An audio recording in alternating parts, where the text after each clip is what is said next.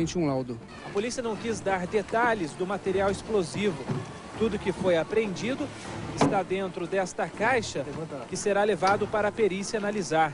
As celas desta delegacia abrigam somente mulheres. Entre as 12 presas temporárias está a mulher do líder do PCC. O maior indício é este croquis deixado pelos bandidos. O mapa é simples e mostra a disposição do prédio onde fica o distrito policial de número 89 aqui no Morumbi. Embaixo, a inscrição PCC e o lema da facção criminosa. A advogada Ana Maria Olivato Camacho é mulher de Marcos William Camacho, o Marcola, hoje o número 1 da facção criminosa paulista. Ana Maria foi presa há 10 dias com outros 6 homens acusados de integrar a quadrilha. Junto com eles, a polícia apreendeu este arsenal avaliado em R$500 mil. Olha, pelo que eu entendi e recebi algumas informações, esqueci de perguntar para o secretário, esqueci mesmo. Foi falha minha, eu não tenho o maior compromisso com erro ou com acerto, não tem problema, se eu errei, errei. Durante a entrevista que eu fiz com o secretário de Segurança ontem, esqueci de perguntar para ele, mas eu recebi algumas informações, algumas denúncias anônimas, que o PCC estaria ameaçando, depois da prisão da namorada do Marcola, algumas divisões da Polícia de São Paulo, que é lógico não vai se intimidar, mas que, pelas informações que eu tenho, houve isso realmente. Então pode acontecer uma guerra a qualquer momento aí. E o PCC, depois da prisão de líderes importantes, na sua hierarquia, inclusive a namorada do Marcola, poderia estar ameaçando algumas divisões da Polícia de São Paulo. Olha, o Brasil urgente flagra o momento em que a polícia prende um cara acusado de tentar assaltar uma casa. É isso mesmo, é? O cara está tentando assaltar a casa, nós chegamos e pegamos, é isso? O Wagner Impera, quem fez a reportagem? Deixa eu ver, só está o Jesus aqui? Cadê o rap? Só está o Jesus aqui? Bom, mas eu estou com Jesus, eu estou com Deus, concorda comigo ou não? Jesus, leva ali. Cláudio, põe na tela. Datena, nós estamos aqui no Alto da Lapa, na zona oeste da capital paulista, onde a polícia cercou toda a área, porque foi feita uma denúncia que um bandido teria invadido uma das residências dessa rua. A movimentação policial é grande, temos várias viaturas, da Força Tática também, e também o Rocan. A Datena pegou, ele acabou de pular o muro aqui. Aqui, eu quero falar. O quê? Eu quero falar. Pulou o muro por quê?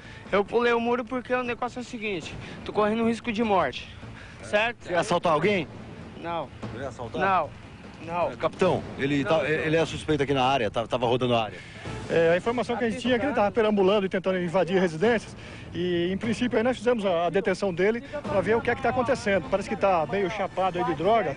E vamos ver o que é que está acontecendo aqui, se tem alguma passagem. Vamos puxar os antecedentes criminais dele, ver se ele, por acaso, é foragido de alguma penitenciária por aí. Vamos verificar ainda. Tá, então, Datena acabou sendo preso. Vamos checar lá dentro, em cima do muro, sobe no muro onde é que ele estava, ver se ele não deixou nenhuma arma lá por perto, lá. Uma denúncia para a polícia deu conta de que o suspeito estava pulando o muro das residências, não se sabe se exatamente para assaltar, mas a gente percebeu que ele estava bastante drogado, foi preso. E a polícia cercou toda a área aqui no bairro do Alto da Lapa, na zona oeste da capital paulista. Olha, informação, os policiais de arma em punho, porque teriam mais 2 pessoas dentro da casa.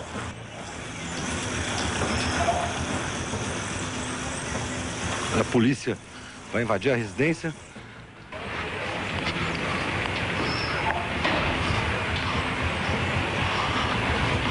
Os policiais vão procurando. Seriam outras 2 pessoas que teriam invadido a casa junto com aquele rapaz.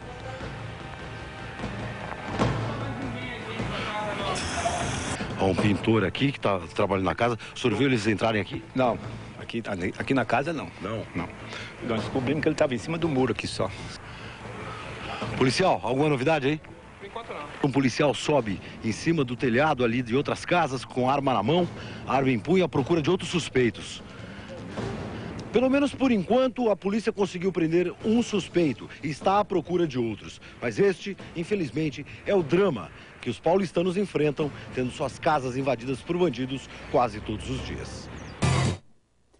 Olha aqui, eu vou dar mais notícias policiais, daqui a pouco quero saber onde está o Figueiredo também, onde está o outro link, mas agora vamos a Brasília com o Eduardo Castro. Eu pensava aqui, viu, Edu, com os meus botões, eu estava assistindo depoimento primeiro do Zé Dirceu e depois do Roberto Jefferson, e dizia que país, né, que ponto nós chegamos do país em ter o Roberto Jefferson como paladino da justiça e o sujeito que faz a denúncia de tudo que está acontecendo no Brasil. Justamente quem? O Roberto Jefferson. Mais ou menos o que o ministro Zé Dirceu quis dizer, o ex-ministro Zé Dirceu quis dizer.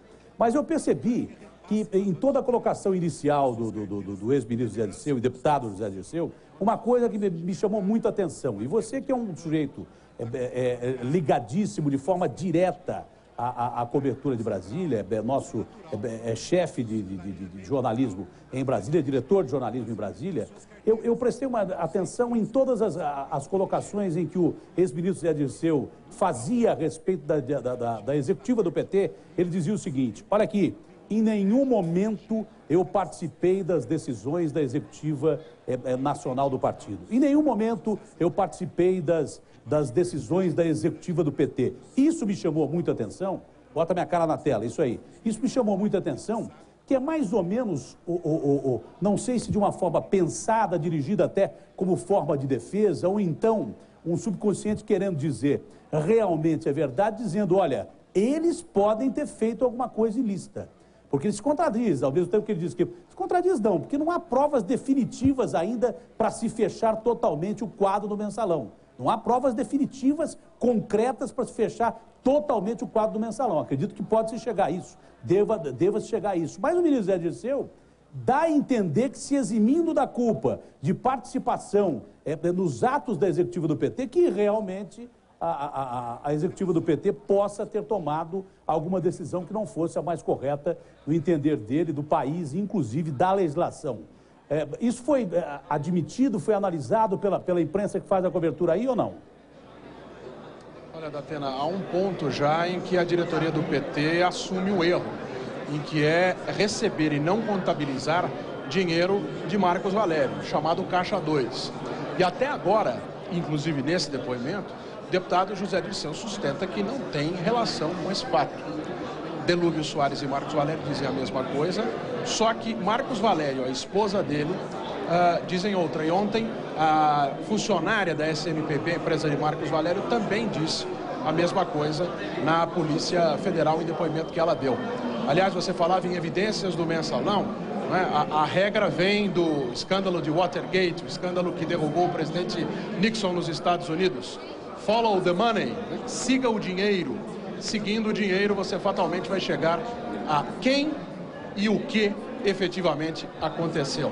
Mas, além de tudo isso, Datena, há outros aspectos. Nós acompanhamos ao longo de toda a tarde aqui na Band o depoimento do deputado José Dirceu, mas há alguns outros aspectos, alguns outros fatos que se passaram ao longo do dia, que eu destaco agora para o telespectador do Brasil, gente, relevantes, que serão trazidos em mais detalhes ao longo da nossa programação jornalística.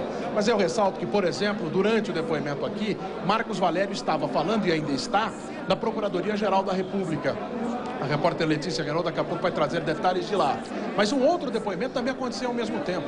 Jacinto Lamas, que não se perca pelo nome, tesoureiro do PL, Partido Liberal, do deputado Valdemar Costa Neto, que renunciou ontem, na Polícia Federal, disse hoje que pegava dinheiro no Banco Rural e que levava para a casa do deputado Valdemar Costa Neto. Também disse que não sabe para onde esse dinheiro ia depois. Também ao longo do depoimento, isso em parte nós acompanhamos ao vivo, o presidente do PTB, Flávio Martinez, que trocou uma lista dentro da comissão e pediu para que o presidente da comissão, Ricardo Izar, assinasse essa lista. Era um pedido de abertura de processo de cassação contra 3 deputados. O próprio deputado José Dirceu, o deputado Valdemar Costa Neto, que renunciou ontem, e o líder do PL aqui na Câmara dos Deputados, Sandro Mabel. Com a abertura do processo, esses deputados, mesmo que renunciem aos mandatos, podem ser pegos por uma eventual punição, ou seja, ficam inelegíveis por 8 anos. Mas isso não acontece agora, isso acontece a partir do momento em que esse processo volta para cá. Ele é assinado hoje, recebi, diz o presidente da comissão, esse processo vai para a presidência da Câmara, quando ele voltar, quando ele for efetivamente iniciado, aí então o deputado José Dirceu, o deputado Sandro Mabel, e não vale mais, mesmo que se renunciarem, se forem culpados, forem considerados culpados, mas não vale serão mais punidos pro Valdemar. Uma outra informação, também do presidente do PTB, José Janene, que é líder do PP, partido do presidente da Câmara, deputado Severino Cavalcante, e Pedro Henrique, que foi líder do partido também, foi presidente do partido, podem ter o mesmo destino, entre aspas, ter também um pedido contra eles assinado ainda esta semana. E outros deputados estão sendo analisados pelo PTB para ver se fazem a mesma coisa. Esses são alguns aspectos daquilo que formalmente aconteceu durante esse depoimento, que você acompanha mais um trecho ao vivo aqui no Brasil, gente. Só uma última coisa, viu, Datena? Aqui fora, aqui nesse saguão onde nós estamos nesse instante, nesse saguão onde nós estamos nesse instante, era muito grande o movimento de deputados. Cadê o Eduardo? Antes de Roberto Jefferson começar a falar e também depois. Rapidamente, deputado Eduardo Antônio na Martins Neto passa por aqui. O senhor assistiu a algum trecho do depoimento? O que o senhor achou? Eu assisti a quase todo o depoimento do deputado José Disseu. Me parece que ele montou uma estratégia para procurar se esquivar da responsabilidade de todo o esquema de corrupção que foi montado no governo federal, como se ele não tivesse o poder que teve quando foi ministro-chefe da Casa Civil. Hoje, o que aconteceu lá na CPI dos Correios, da qual o senhor faz parte também? Nós aprovamos uma série de requerimentos, dentre os quais dois muito importantes: o de convocação do deputado José Disseu e de convocação do ex-diretor de marketing do Banco do Brasil, o senhor Henrique Pisolato. Obrigado, deputado. Uma boa tarde para o senhor. Datena, daqui a pouco a gente volta com mais informações ao vivo aqui do Congresso Nacional. Ainda fazendo analogia com o caso do Watergate, não basta só seguir o dinheiro. O nosso Garganta Profunda tem muito pouca credibilidade, né? Extremamente pouca credibilidade. Não me lembro quais foram os dois repórteres do Post, acho que era Bob Wolfson, eu não me lembro o outro qual foi, o outro repórter. Agora, o deputado ACM Neto tem aparecido muito, não é? Nas CPIs dos Correios, na verdade, tem se destacado como ala jovem aí da CPI dos Correios, apesar de que o avô dele não fez o que o Zé Disseu fez agora. O avô dele renunciou como Valdemar para voltar à vida política depois pelo caminho do voto. Mas é um rapaz que tem feito perguntas interessantes. Agora, Eduardo, daqui a pouco nós voltamos com mais detalhes, só queria mais uma informação. Durante muito tempo se comentou, durante toda a tarde de ontem, noite de ontem, que haveria a queda do Castelo de Cartas, que muita gente iria renunciar pegando o bonde aí do Valdemar Costa Neto. Isso pode acontecer realmente ou as chances são mínimas? Deve acontecer. Nesse instante, o deputado Sandro Mabel do PL, que é um dos que está nesse requerimento que nós falamos, está ramido. Ele não quis confirmar com quem. A indicação é que seja com advogados, e ele é um dos que o pleno acordo, entre aspas, aqui na Câmara dos Deputados, que pode ser a pedir o afastamento do seu mandato, renunciar ao seu mandato. E outros podem seguir também. Só confirmando, o Carl Bernstein e Bob Woodward, os dois... Bob Woodward. Repórteres do Washington Post, o jornal americano que vocês referiram. Eu não sou um ídolos para nós, político, né? Mas eu sabia do Bob, não é? E o Garganta Profunda só apareceu agora depois de muito tempo, né? No lugar do Roberto Jefferson, que era o informante que passava todos os detalhes que aconteciam nos meandros do governo Nixon, que caiu por causa do Watergate. Não só por causa do Watergate, mas principalmente foi o fato que precipitou a queda do presidente Richard Nixon. Não sei, talvez o único impeachment da história americana, não sei se houve outro, foi o único impeachment da história norte-americana, ao que me consta. Mas é um prazer muito grande conversar com o Eduardo, porque o Eduardo tem uma capacidade, tem uma segurança, porque sabe o que fala. E daqui a pouco eu volto com o Eduardo com mais detalhes dos depoimentos do ex-ministro José Dirceu da Comissão de Ética da Câmara. O duro é descobrir quem está falando a verdade nesse país. Porque todo mundo fala, eu não minto. Agora, o duro é saber quem realmente não mente. Preso tenta fugir amarrado ao corpo de uma jovem que foi visitá-lo. Isso é brincadeira. Eu já vi o cara tentar sair vestido de mulher, deve tentar sair dentro de saco de estopa. Teve um que saiu na lata do lixo e os caras pegaram. Agora, amarrado a pessoa, devia ser magrinho o cara, não é? É isso mesmo? Deixa eu ver, o Márcio Campos fez a reportagem. O Silvio que está ali. Silvio, leva ali. Põe na tela, Cláudio.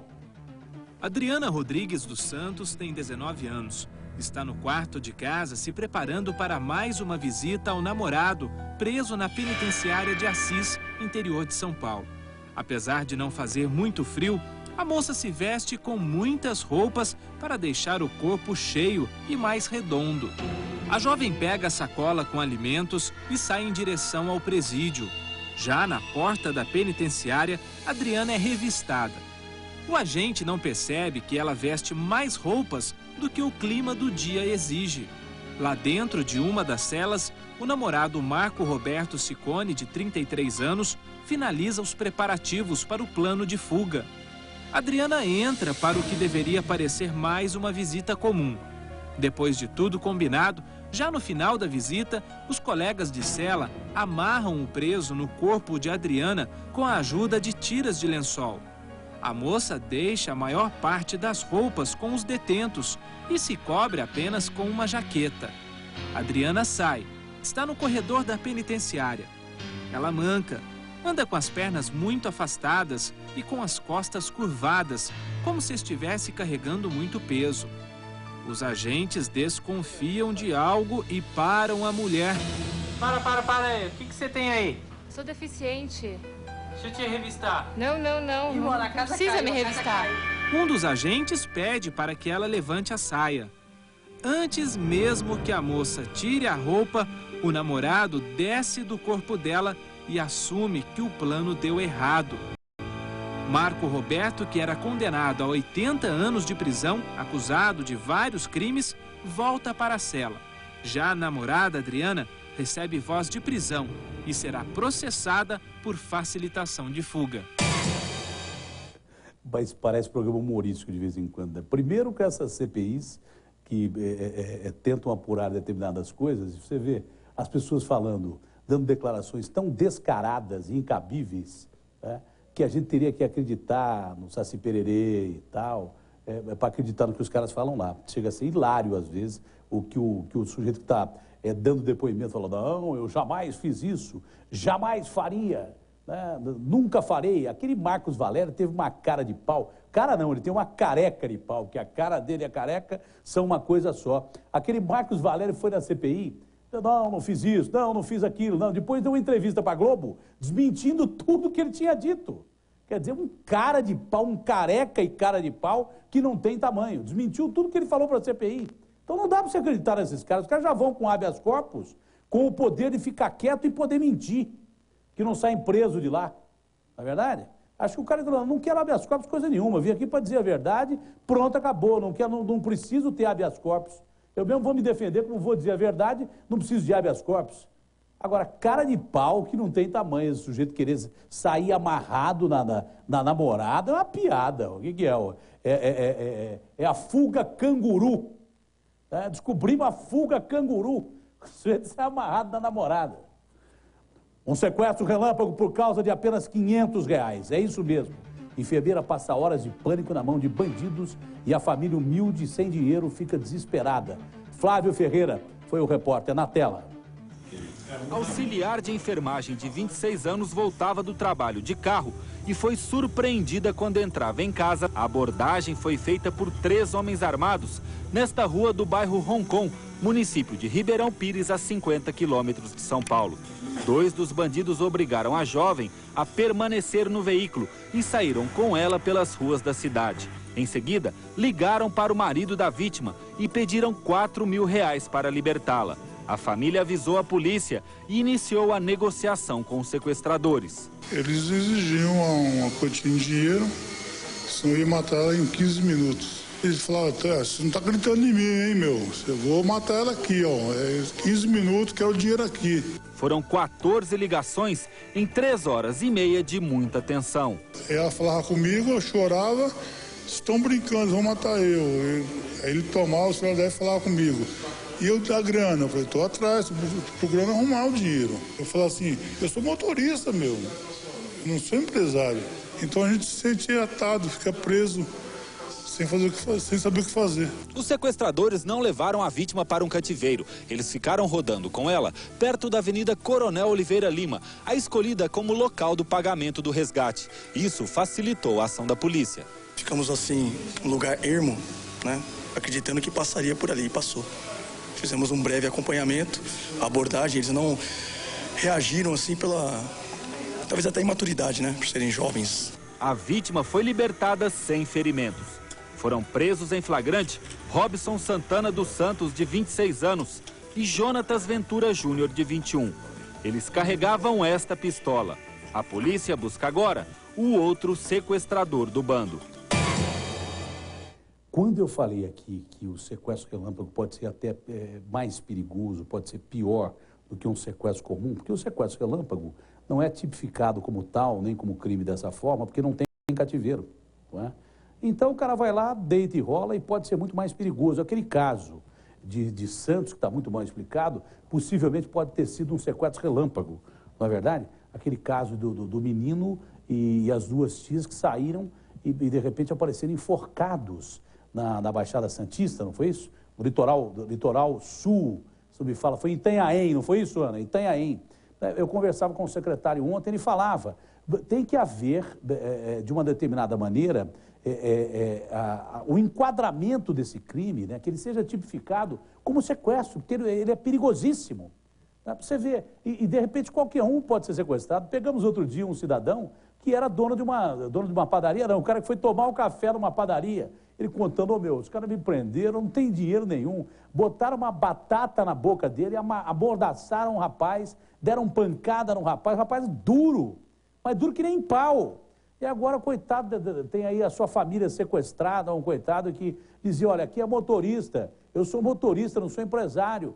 E a mulher dele nas mãos dos bandidos. Imagine você, um bandido, ligar para a sua casa e dizer que a sua família está na mão deles, bandidos. O que você pode imaginar?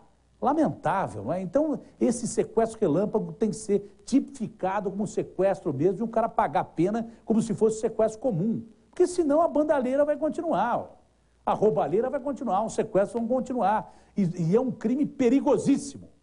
Ação da polícia em favela prende arsenal de armas e carregamento de drogas. O Evandro de Marco é quem fez a reportagem.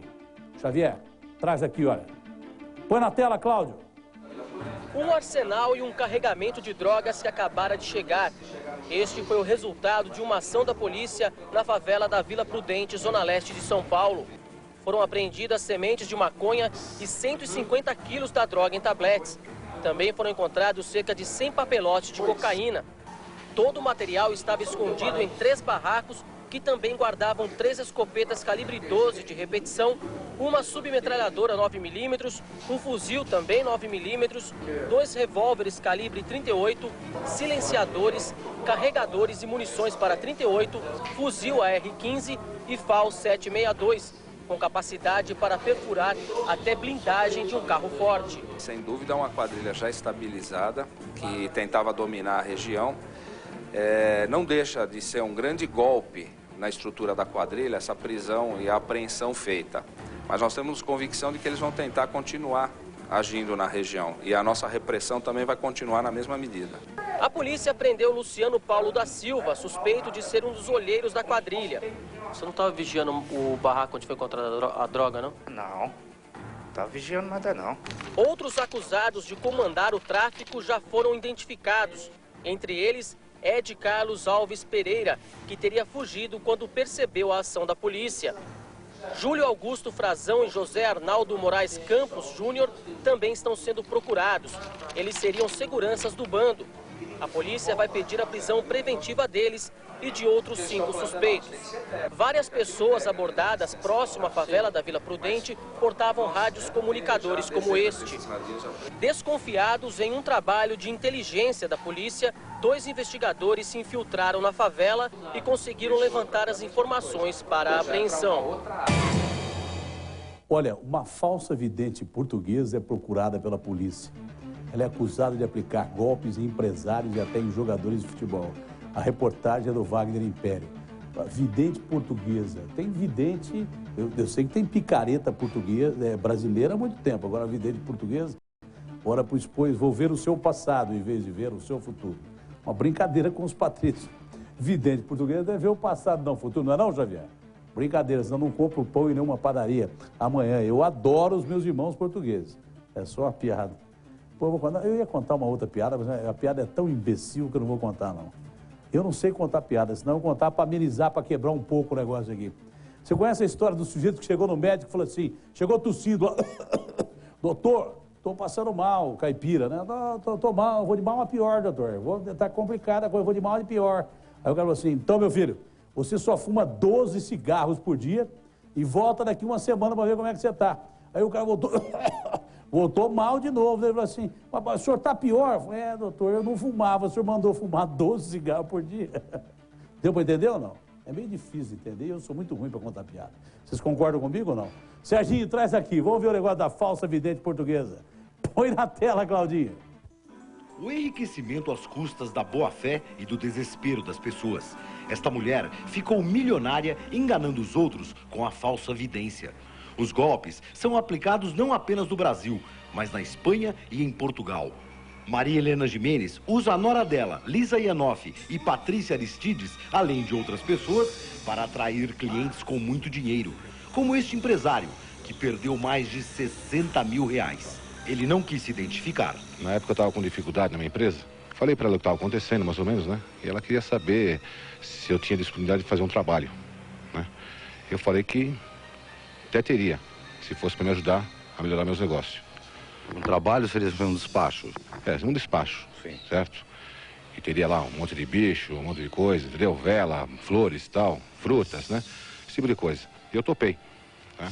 Topei, mas caí num ponto que é o seguinte, eu não sabia o valor. Não perguntei o valor antes, né?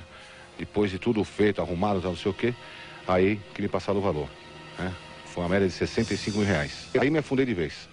Entendeu? Tanto com que eu já estava afundado, com mais esse dinheiro que eu tive que aplicar em cima. Maria Helena Gimenez nasceu em Portugal, mas com duas identidades, uma de Minas Gerais e outra do Paraná, conseguiu ilegalmente 2 passaportes brasileiros. Um deles com o nome de Cristina Kiviek. A família Kiviek entrou com uma queixa-crime contra a vidente. Foi o suficiente para algumas pessoas dessa família começarem a ser ameaçadas. Eles ligam dia e noite, mandam a gente às vezes é perseguido, e a gente fica, não temos sossego. A gente já estamos sendo muito prejudicados, nossa família. Meus pais estão com medo, meus irmãos estão com medo. Inclusive até mandou botar fogo na casa do meu irmão. Jornais portugueses também registraram os golpes que Maria Helena Gimenez aplicou na Espanha e em Portugal. Uma das vítimas foi o jogador Deco, do Barcelona. A pedido das autoridades europeias e com a anuência do consulado brasileiro em Lisboa, o sigilo bancário de Maria Helena Gimenez foi quebrado. Os extratos mostram milhares de euros conseguidos à base de golpes da vidente. A Procuradoria-Geral do Estado e a Interpol têm conhecimento dos casos. Nossa equipe levou todos os documentos à Polícia Federal. Aqui na Polícia Federal de São Paulo já existem 2 inquéritos em andamento contra Maria Helena Gimenez. A Polícia Federal já está à caça da vidente para poder indiciá-la. No nosso cadastro, ela responde a um outro inquérito policial junto à Delegacia Financeira, que trata-se de evasão de divisas. Eu vou contar uma coisa para você. Me desculpe, mas não seja mané, não. Você acredita que alguém pode prever o futuro? Você acredita nisso? Que alguém tem capacidade de prever o futuro? Essa mulher vigarista, do jeito como ela é vigarista, sem vergonha e picareta, não é? Se ela pudesse prever o futuro, ela ia acertar tudo quanto é jogo de loteria, meu irmão. Não ia perder um. Se ela pudesse prever o futuro. Ninguém prevê o futuro coisa nenhuma, ó. Esse negócio de macumba, galinha preta, isso é outra piada, ó. Hein? Entendeu? Você acredita em Deus, não precisa acreditar nessas bobagens. Galinha preta, sapo, com a boca amarrada. Depois vai me ligar aqui, depois liga, olha, aqui é da associação de Umbanda. Então, Umbanda é para defender o bem contra o mal, pelo que eu entendo. Esse negócio de galinha preta, sapo, você imagina quantos caras fazem trabalho contra mim durante todo o dia? Não pega, porque eu acredito em Deus e porque é uma mentirada que não tem tamanho. O cara cobrado a você, olha, me dá uma grana aqui, eu vou dar pro caboclo Zé do Toco. Que caboclo Zé do Toco, meu irmão? O cara se enche de cachaça, toma a sua grana, entendeu? E você paga uma de otário, essa é a realidade. Conversa fiada de galinha na encruzilhada, isso é uma piada. E essa mulher é uma vigarista. Se ela pudesse prever o futuro, ela naturalmente preveria o futuro dela, em primeiro lugar. E não precisaria nem trabalhar para enganar o otário. Não é verdade? Mas a mulher está desaparecida e ela anda com umas sobrinhas que a maioria vai lá não é para ver o futuro, é tentar acertar o futuro. Fala aí, ô Figueiredo, você também já caiu nesse golpe ou não, meu filho? Pois não, Datena, boa noite. Nós falamos aqui da Polícia Federal, o doutor José Márcio Lemos, delegado que está cuidando desse caso. Só para se ter uma ideia, um empresário dono de uma grande tapeçaria tomou um golpe dela de R$1 milhão. E tem mais jogadores na Europa que caíram no golpe. Por exemplo, o Figo, que jogava no Real Madrid também. Doutor José Márcio, a situação da Maria Helena é bem complicada. Questão de horas para prendê-la. Realmente aqui ela está respondendo a 2 inquéritos policiais, uma específica na minha delegacia, que é a Delegacia de Imigração. Ela responde por falsidade ideológica, o que consiste que ela utilizou de documentos falsos para obter passaporte brasileiro. Não, passaporte brasileiro também, o que consegue de passaporte brasileiro com facilidade é um negócio impressionante, mesmo porque o Brasil é o país, acho que com a maior miscigenação de raças do mundo. Então, é difícil ter uma característica. Só para explicar, o sujeito tem um passaporte holandês. Holandês você percebe de longe. Japonês dá para confundir com chinês e tal, mas holandês, por exemplo, você vê lá o holandês. Brasileiro não tem bem uma estrutura física definida, porque a gente faz parte de uma mistura de raças, não é verdade? Então é difícil, por isso que o passaporte brasileiro é muito falsificado e muito valorizado. O cara paga uma nota para o passaporte brasileiro lá fora, não é isso, doutor? Com certeza, Datena. Esses fatos que você falou realmente comprovam a fragilidade do nosso passaporte.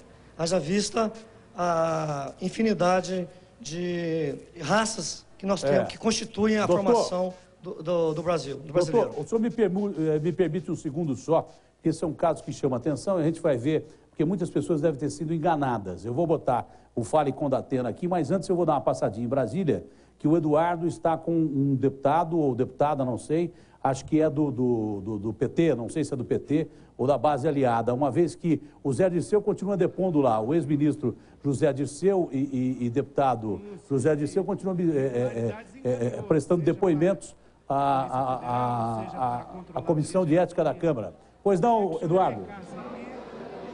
Datena, o deputado que está falando agora lá dentro é o Chico Alencar, deputado do PT do Rio de Janeiro. Ele é o 3º inscrito.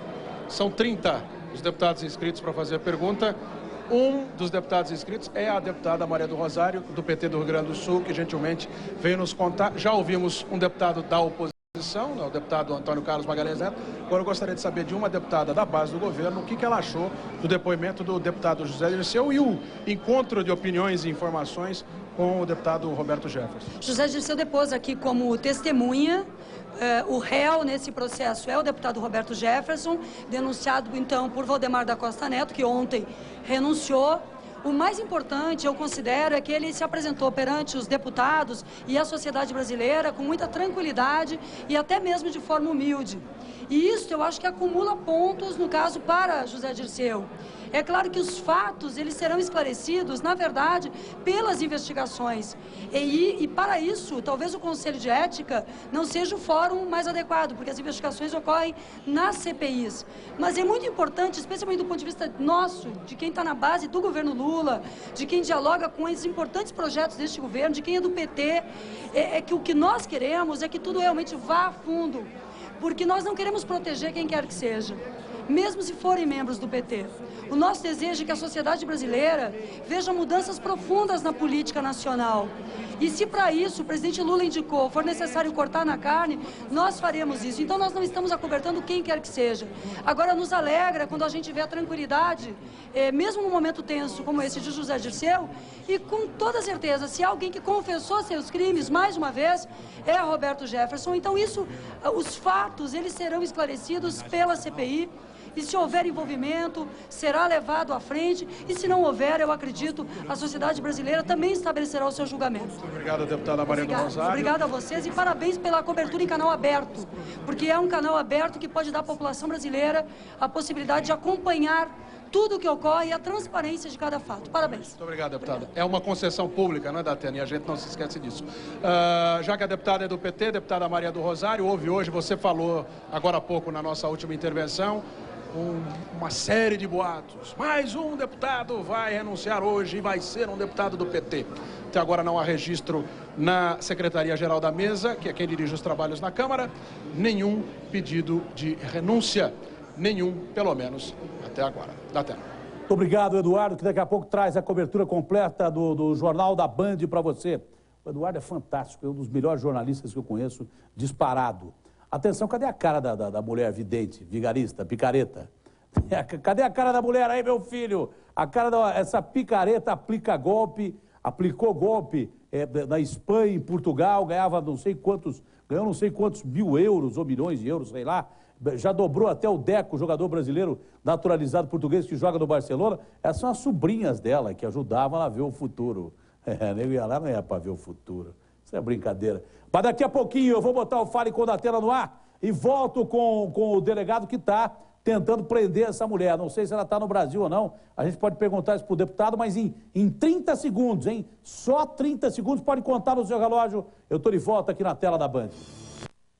Brasil Urgente. Oferecimento Casas Bahia. Aqui o preço baixo é sempre notícia.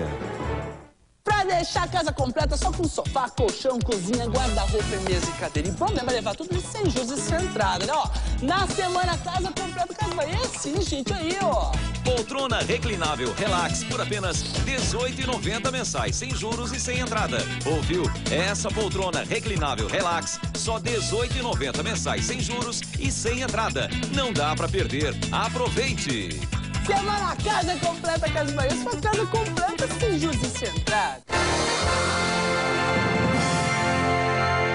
Olha atenção, a mulher que está aí, que o Cláudio vai botar na tela mais uma vez, é acusada de dar vários golpes em pessoas em Portugal, Espanha e aqui no Brasil. Doutor, essa mulher estaria ainda no território nacional? A polícia pode afirmar que sim ou há dúvida que ela possa ter deixado o país, já que ela tem tanta identidade, né? Realmente, há dúvida se ela esteja no Brasil ou fora do Brasil. Haja vista que ela obteve esse passaporte brasileiro a partir de documentos falsos. Como é que ela conseguiu isso? Através de uma certidão de nascimento falsificada, ela conseguiu a sua cédula de identidade. E através da cédula de identidade, ela compareceu à Polícia Federal como sendo brasileira e realmente obteve êxito em conseguir um passaporte brasileiro. E com esse passaporte brasileiro, ela conseguiu empreender viagens para fora do Brasil, especialmente a Europa, para fazer as chamadas vidências, que para o nosso entendimento, vidência é sinônimo de estelionato. É lógico que é. O Wagner, o Figueiredo, me diga uma coisa, você disse que teve um cara que tomou um golpe de R$1 milhão, é isso? Confirma R$1 milhão da Atena. Quem foi o cara mesmo? Ele não precisa dizer o nome, não. É dono de uma grande empresa, uma grande tapeçaria, uma das maiores empresas que revende tapetes do país, se não a maior. Aí. Agora, deixa eu perguntar uma coisa para você. Perguntar para o delegado, por exemplo, que é mais experiente do que nós.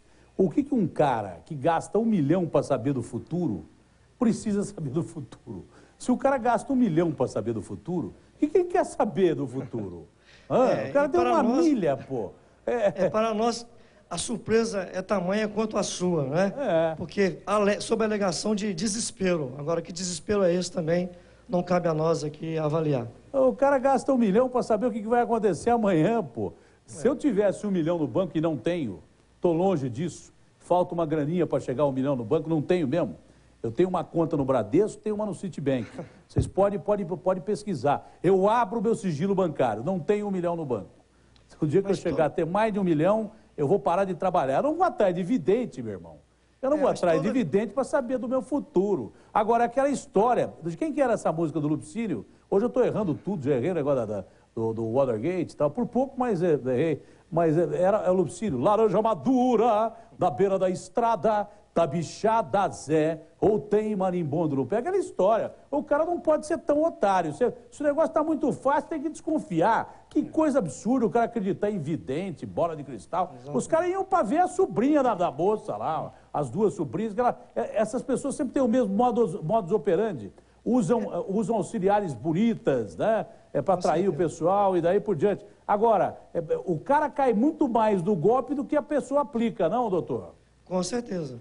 Porque esse tipo de pessoas, esse tipo de estelionatário, eles são muito bem, digamos, ele conhece a pessoa, ele conhece a vítima, ele estuda a vítima, e quando ele chega até ela, já chega com êxito, porque as pessoas entram em desespero e ela vende essa evidência, que nada mais é do que um estelionato, e consegue obter êxito.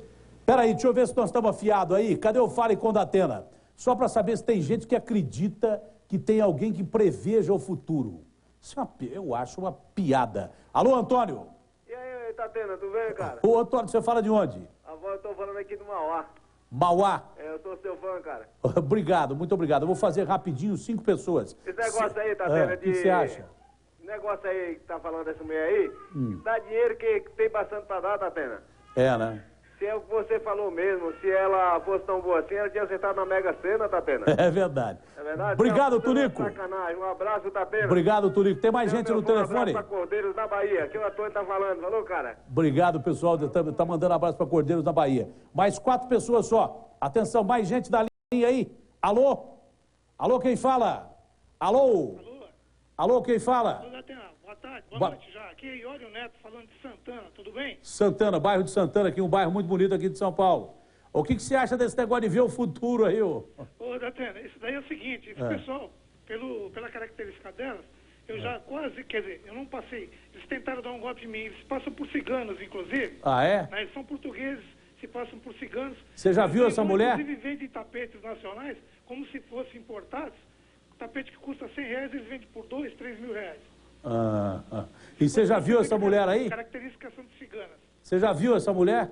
Não, mas o estilo dela, a característica é o mesmo. Dela, eles se passam por ciganos portugueses. Legal. Eles costumam ir, aqui nós temos um bairro que chama Jardim São Bento, e tem muitas delas que andam por aqui e oferecendo isso, lemão nas praças, depois vem vender tapete, quer dizer, eles são parecidos com ciganos. Então tá bom, obrigado. Um grande abraço. Mais um que não acredita. Tem mais um aí na linha, alô? Alô, quem tá na linha? Quem tá na linha, eu preciso chamar o nome, eu repito, eu não sou a mãe de Ná. Eu não estou sabendo, não vejo o futuro. Não é? Eu não sou a vidente aí. Então não dá para falar o nome. Alô, tem alguém na linha? Tem gente prendendo a linha, meu filho, solta a linha. Tá me ouvindo aí no telefone? É duro fazer esse negócio, porque o cara pega a linha e não solta. Alô? Alô? Alô? Quem fala? Alô? Você tá surdo, meu irmão? Quem tá falando aí? O cara é um brincalhão. Olha, é brincadeira. Dá pra você soltar a linha pra mim, meu irmão, ou falar comigo? Hã? Alô? Alô? Quem tá falando? Rogério. Rogério, o que você acha desse negócio de prever o futuro aí? Ah, isso é coisa de outro mundo, né, rapaz? Isso é coisa do diabo. Coisa do diabo? Você acha que é coisa do diabo? Ninguém prevê o futuro? Ah, sim. Quem pode prever é só Deus, mais ninguém, rapaz. Verdade. Obrigado, Rogerão. Desliga o telefone pra nós agora aí, Rogério, pelo amor de Deus. Estava prendendo a linha. Vou ouvir mais 2. Acho que ninguém acredita. Quer dizer, alguém acredita, porque cai no golpe. Alô? Oi, Datena. Quem tá falando? Quem fala é o Ivan aqui da Zona Oeste. Ivan? Se eu acreditasse evidente, Datena, eu ia mandar eles pra Brasília pra ver o que vai acontecer nessa salada aí, viu? Tá? Ia ver pra ver o que vai acontecer, né? Boa, Ivan. brincadeira. Boa, Ivan, valeu. Se ele soubesse alguma coisa, ganha na Mega Sena, na Loto. Tá bom. E, no entanto, vive extorquindo os outros, né? Boa, Ivan, tá, gostei. Um abraço pra você, obrigado pelo programa, hein? Obrigado. Mais uma pessoa só, não dá tempo de ouvir mais gente. Alô? Alô? Alô, alô, alô, alô, alô, responda. Quer dizer, ninguém acredita nisso, né? Pelo que eu vi, ninguém acredita. Tem gente na linha de novo, Vlad? Atende aí você, para ouvir mais um telespectador. A vidente vai botando a imagem da vidente no ar aí, porque pode aparecer mais vítimas dela. Alô? Alô? Ô, Vlad, atende o telefone e fala com a figura que está aí no telefone. Porque a dificuldade é as pessoas ligam para cá e ficam prendendo a linha. Alô? Alô? Tem alguém aí? Olha lá. A pessoa está prendendo a linha e não fala comigo. Olha, um avião pega fogo ao aterrissar no aeroporto. É óbvio, né? Só podia aterrissar no aeroporto, no açougue que não era, né? Deixa eu ver, acompanha as imagens. O acidente aconteceu em Toronto, no Canadá. Segundo informações, a aeronave transportava 200 passageiros no momento do acidente. Ao aterrissar, o avião escorregou na pista e foi parar numa área de floresta quando pegou fogo. O Corpo de Bombeiros está no local e até agora não há registro de vítimas. O mau tempo pode ter sido causa do acidente nos últimos dias em Toronto. Isso foi agora há pouco, é? É ao vivo esse troço aí? Olha, deixa eu ver as imagens aí.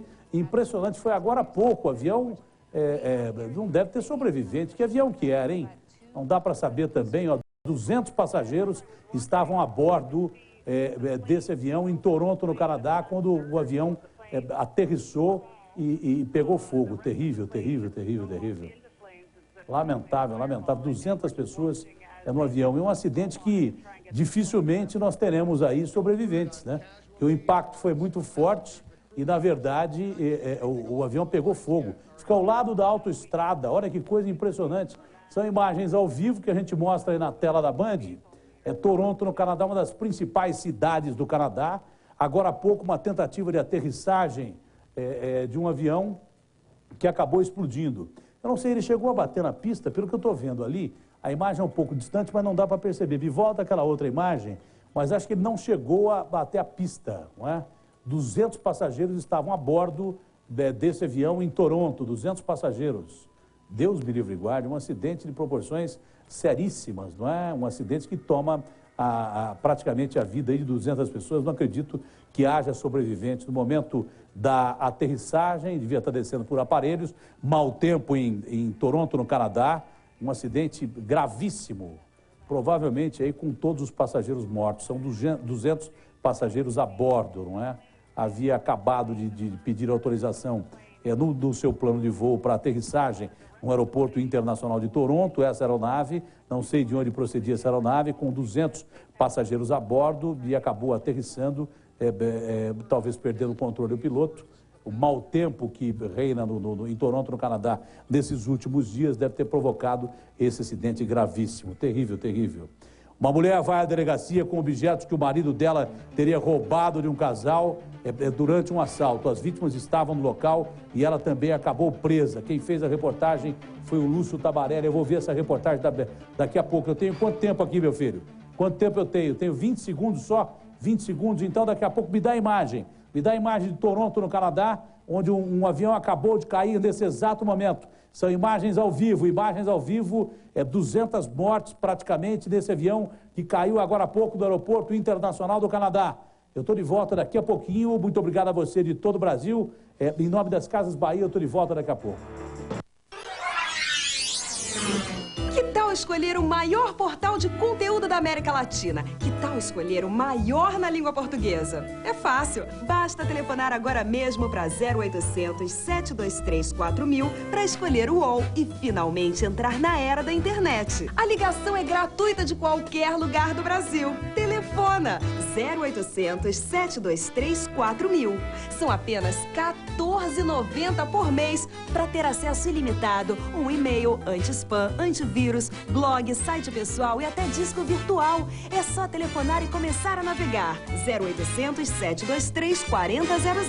No UOL Jornais você tem acesso a dezenas de jornais brasileiros e ainda tem notícias selecionadas do The New York Times dos Estados Unidos, El País da Espanha, Le Monde da França e Financial Times da Inglaterra, entre outros jornais de prestígio, tudo traduzido para a língua portuguesa. E se tem os principais jornais do mundo, não poderia faltar a Folha de São Paulo. No UOL você encontra a versão online da Folha, com as mesmas notícias e cadernos da versão impressa, além de conteúdos especialmente criados para a internet. Se você gosta de esportes, vai vibrar com o UOL Esporte, o melhor e mais atualizado noticiário esportivo da internet brasileira, com notícias quentes dos principais campeonatos de futebol, Fórmula 1, tênis, vôlei, basquete e muitos outros. E ainda não falamos da TV UOL, que foi criada especialmente para a produção de vídeos e transmissões pela internet, para você acessar quando bem entender e assistir novidades sobre música, cinema e esportes, trailers de filmes, entrevistas e muito mais. Tudo isso a partir de R$ 14,90 por mês. Ligue já para 0800 723 4000 e seja assinante do UOL. A ligação é gratuita e o pessoal tá lá para resolver tudo pelo telefone. E o melhor conteúdo só tem quem tem o UOL.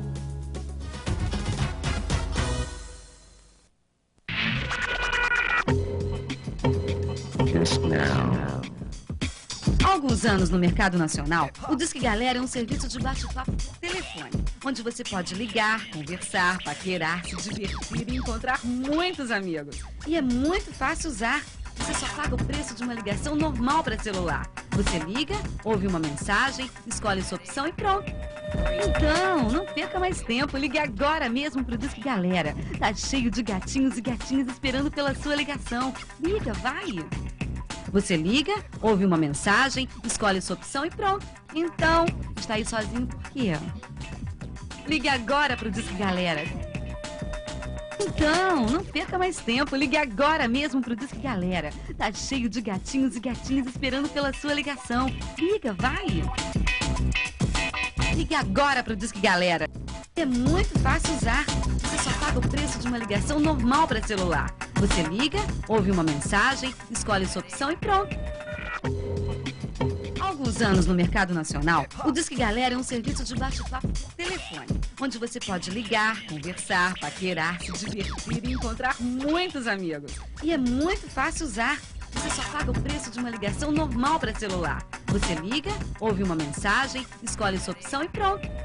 Então, não perca mais tempo, ligue agora mesmo pro Disque Galera. Tá cheio de gatinhos e gatinhas esperando pela sua ligação. Liga, vai! Você liga, ouve uma mensagem, escolhe sua opção e pronto. Então, está aí sozinho por quê? Ligue agora pro Disque Galera. Então, não perca mais tempo, ligue agora mesmo pro Disque Galera. Tá cheio de gatinhos e gatinhas esperando pela sua ligação. Liga, vai! Ligue agora pro Disque Galera.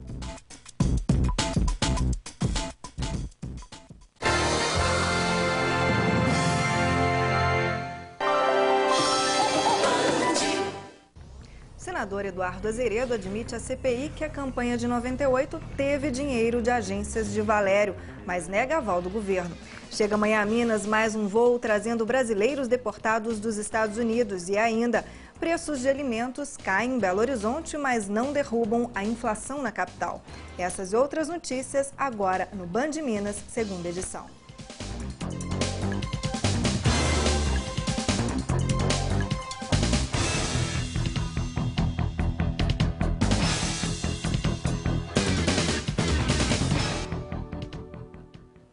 Boa noite. O senador e atual presidente nacional do PSDB, Eduardo Azeredo, se apresentou espontaneamente hoje à CPI dos Correios em Brasília. Ele explicou denúncias de que a campanha dele à reeleição do governo de Minas em 98 recebeu dinheiro das empresas de Marcos Valério. Azeredo negou, no entanto, que os empréstimos feitos pela SMPIB na época tenham tido o aval de seu governo. Quero agora declarar que nunca, jamais, em nenhuma hipótese, admitiria que o meu governo autorizasse o empréstimo da natureza que foi noticiado pela imprensa.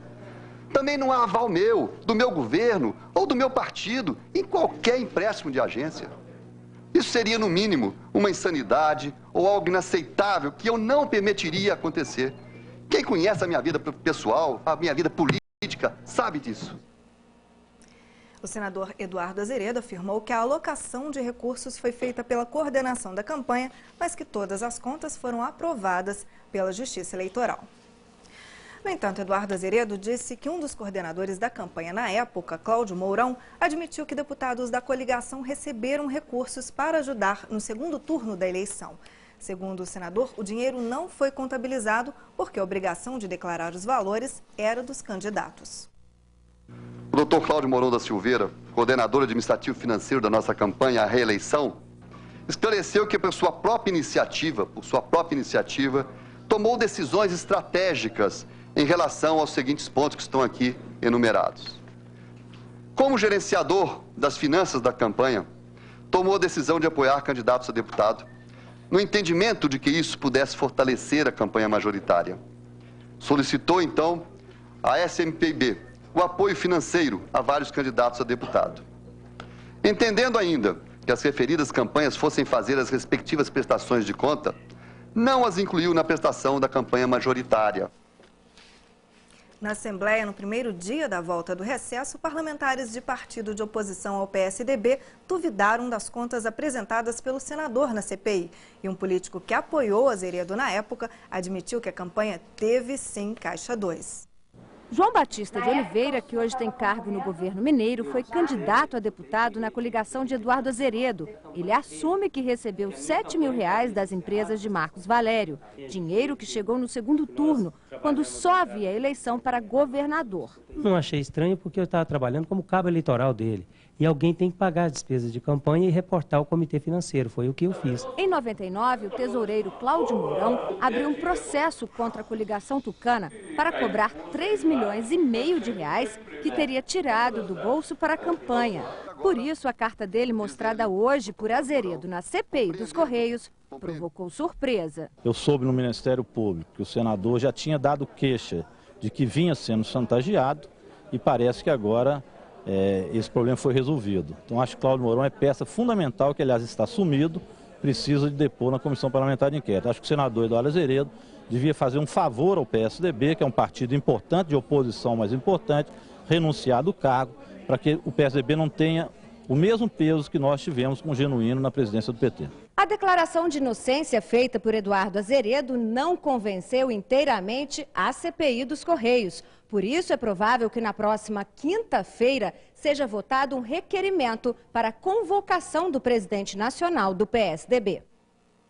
Segundo a assessoria de Eduardo Azeredo, a ação que tramitava no Supremo Tribunal Federal não chegou a ser acatada pelos ministros. E ainda, segundo a assessoria, essa é mais uma estratégia da oposição para mudar o foco das investigações. Será que Azeredo terá que enfrentar novamente a CPI, desta vez com perguntas? Boa noite, Luiz. Boa noite, Mara. Boa noite, espectadores. Olha, é possível que sim, os petistas querem que Azeredo vá convocado à CPI. Ele foi espontaneamente, mas eles querem que ele vá convocado para exatamente receber perguntas. Bom, os tucanos mineiros gostaram da fala de Azeredo, foi uma fala forte, emocionada.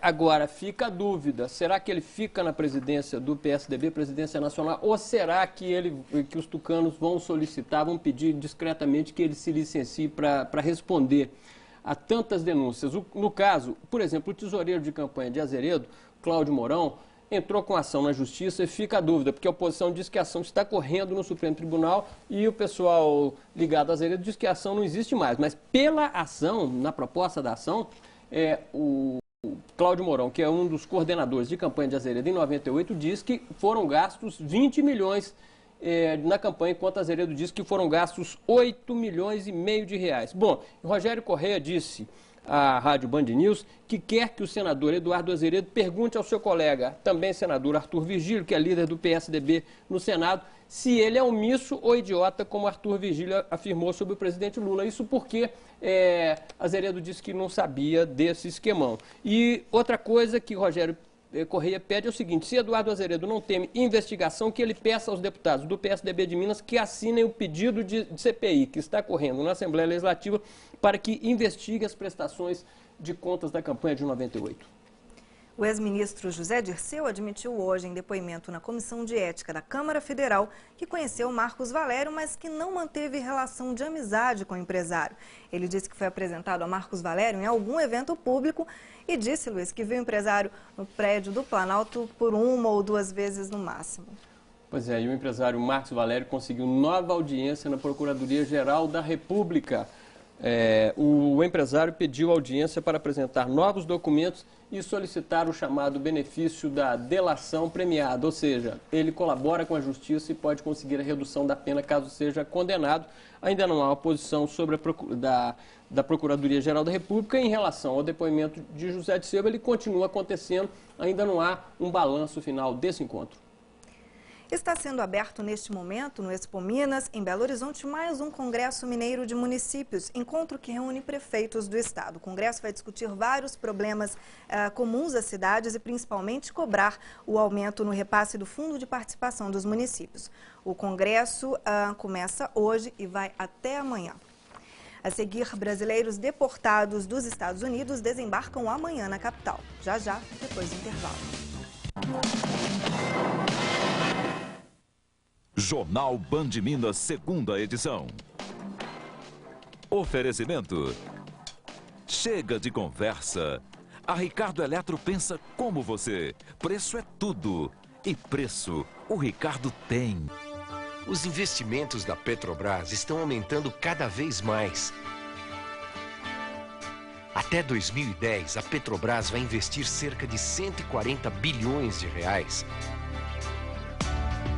e gerar milhares de empregos no país. O Brasil inteiro vai sair ganhando. Petrobras, o desafio é a nossa energia. Brasil, um país de todos. Ligue 0800 703 4001. Assine O Tempo e ganhe kit Tramontina ou assinatura de Isto É, mais DVD e descontos na net. Revista 0800, kit Tramontina 0800 e DVD 0800 por apenas R$ 32,50 mensais. Quem lê jornalismo de qualidade merece prêmio. Assine O Tempo, 0800 703 4001. Olá, Hoje, seu Vicente, o consumidor mais exigente do Brasil, vai provar 1.500 sanduíches de presunto e comprovar que os produtos Le Bon têm sempre o mesmo padrão. Após 10 horas e 13 minutos, o veredito é... Formidável! Mas o Pão 711 fez mais farelo. Presunto não basta ser bom, tem que ser Le Bon. Pais que precisam comprar material escolar para o segundo semestre letivo devem pesquisar. A variação de preços passa dos 340% em alguns itens. É o caso da régua cristal 30 centímetros, que custa entre 17 e 70 centavos, variação de 344,44%. Outra variação de preços que surpreende é do durex colorido, que pode custar entre 20 e 70 centavos, variação de 250%. E não é só o material escolar que assusta, a variação no preço das mensalidades também.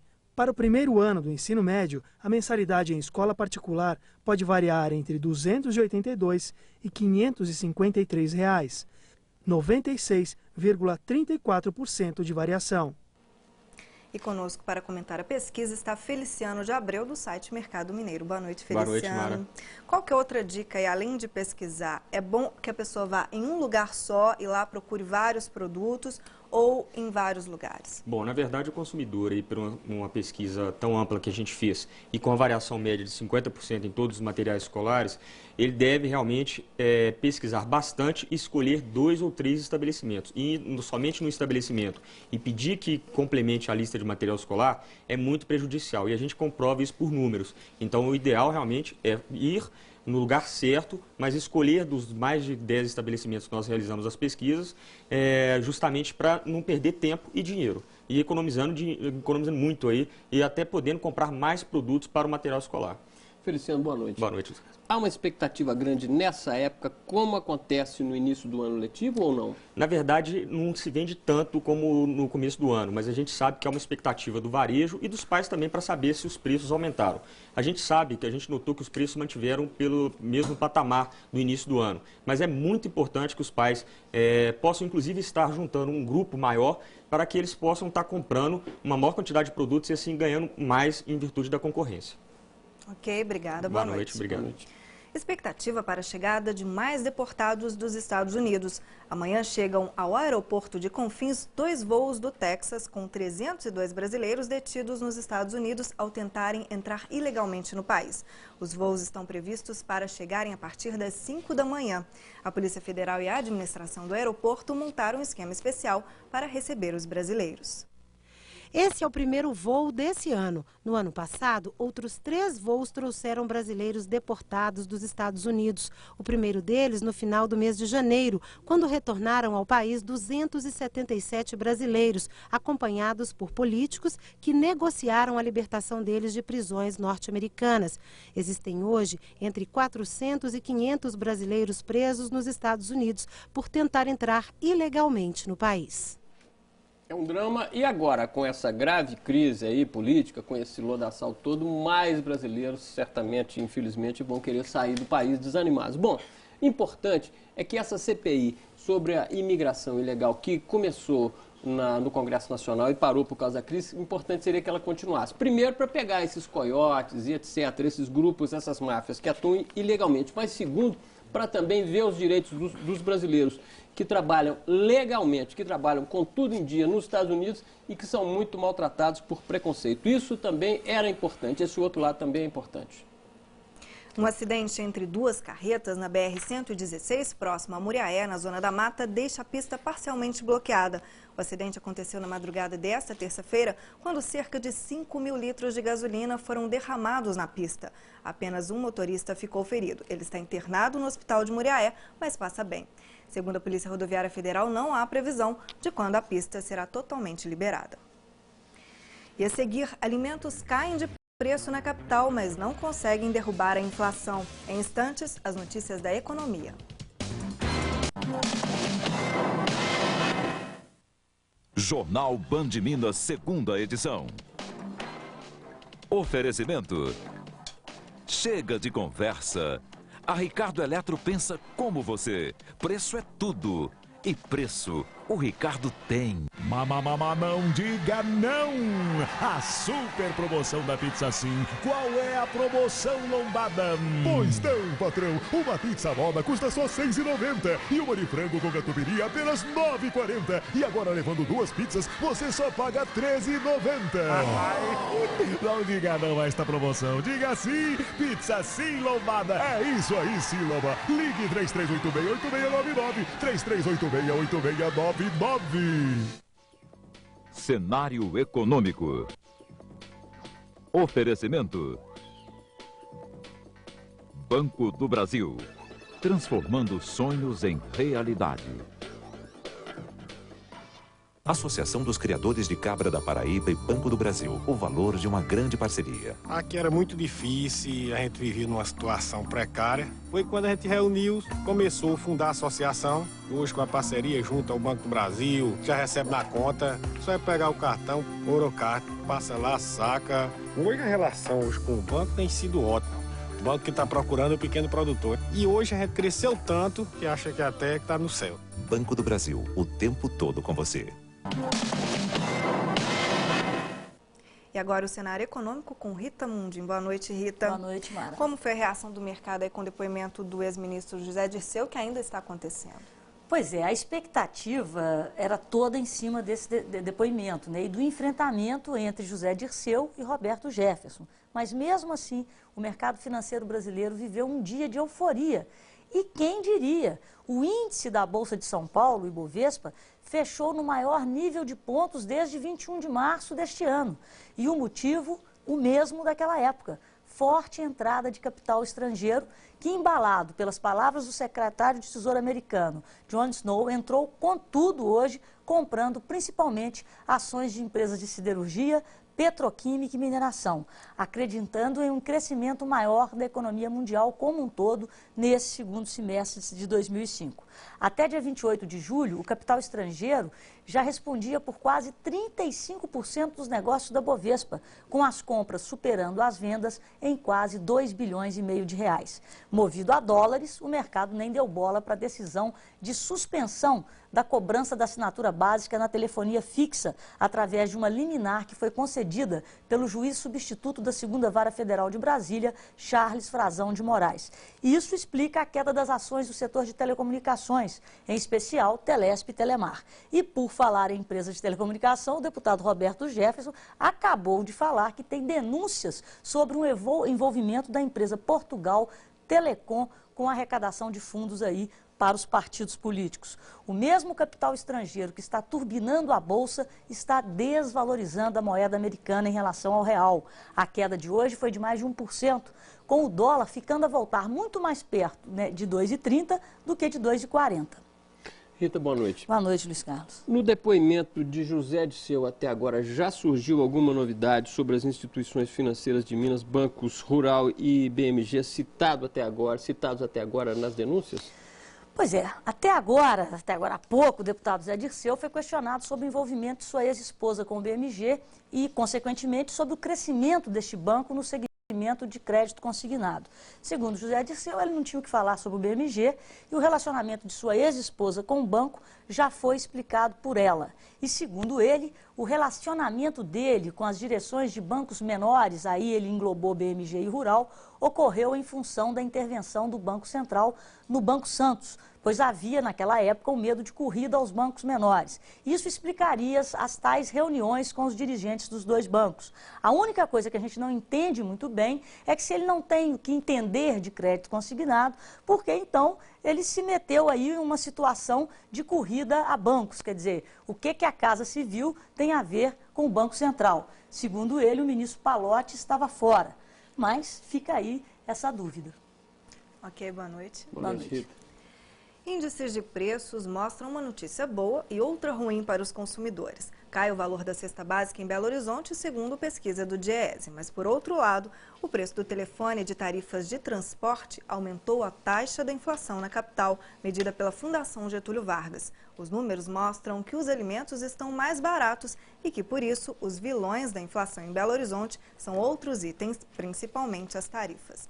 Bom, vamos saber agora quais são os principais destaques da Rádio Band News Minas amanhã, Luiz. Pois é, olha, o Conselho Regional de Contabilidade vai pedir à Polícia Federal documentos que incriminam o contador de Marcos Valério. Puxa vida, que maré! E a cobertura também sobre a abertura do Congresso Mineiro de Municípios, que vai ter a presença do governador Aécio Neves, do vice-presidente José Alencar, de vários ministros, enfim. Essa crise política vai ser repassada e o depoimento de José Dirceu vão ser repassados lá e, claro, discutindo também as finanças dos municípios que estão péssimas. O jornal Band News Minas, primeira edição, vai ao ar entre 9 e 10 da manhã, 89,5 FM. Você fica agora com as notícias do Brasil e do mundo no Jornal da Band. Uma boa noite e até amanhã.